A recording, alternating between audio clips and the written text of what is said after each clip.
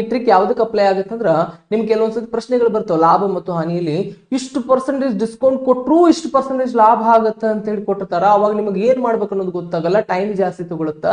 ಏನ್ ಮಾಡಕ್ ಹೋಗ್ಬಿಡ್ರಿ, just 100 ರೂಪಾಯಿಯಲ್ಲಿ ಕೊಟ್ಟಿರುವಂತ discount ನ 22% ಡಿಸ್ಕೌಂಟ್ ಅಂತ ಹೇಳಿದಾರ, ಸೊ ಅದನ್ನ ಮೈನಸ್ ಮಾಡಿ ಅದೇ 100 ರೂಪಾಯಿಯಲ್ಲಿ ಕೊಟ್ಟಿರುವಂತ ಲಾಭವನ್ನ ಎಷ್ಟು ಪರ್ಸೆಂಟೇಜ್ ಲಾಭ ಅಂತಾರೆ ಅದನ್ನ ಪ್ಲಸ್ ಮಾಡಿ.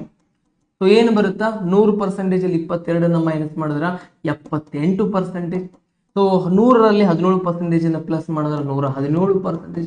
ಇಲ್ಲಿ ಬಂದಿರುವಂತ ಈ ಎರಡು ಸಂಖ್ಯೆಗಳು ಏನಾಗಿರುತ್ತೆ ಅಂದ್ರೆ, ಸೊ ಇದು ಮೇಲಿಂದು ಕೊಂಡ ಬೆಲೆ, ಕೆಳಗಿಂದು ಗೂಬೆ ಗುರುತಿಸಲಾದ ಬೆಲೆ. ಇಲ್ಲಿ ಏನ್ ಮಾಡ್ತೀನಿ, ನನ್ನ ಪ್ರಕಾರ ಕೊಂಡ ಬೆಲೆ 78%, ಅವರ ಪ್ರಕಾರ ಕೊಂಡ ಬೆಲೆ 780 ರೂಪಾಯಿ ಅವರೇ ಕೊಟ್ಟಿದ್ದಾರೆ. ಹಾಗಿದ್ರೆ 78 ಅಂದ್ರೆ 780. ಸೊ ನನ್ನ ಪ್ರಕಾರ ಗೂಬೆ ಗುರುತಿಸಲಾದ ಬೆಲೆ 117 ಆಗಿತ್ತು ಅಂದ್ರೆ ಅವರ ಪ್ರಕಾರ ಏನಾಗಿರುತ್ತೆ, ಜಸ್ಟ್ ಒಂದೇ 0 ಹೆಚ್ಚಾಗೈತಲ್ಲ, 78 ಐತಿ, ಇದು 117 ಬರ್ಕೋತೀನಿ.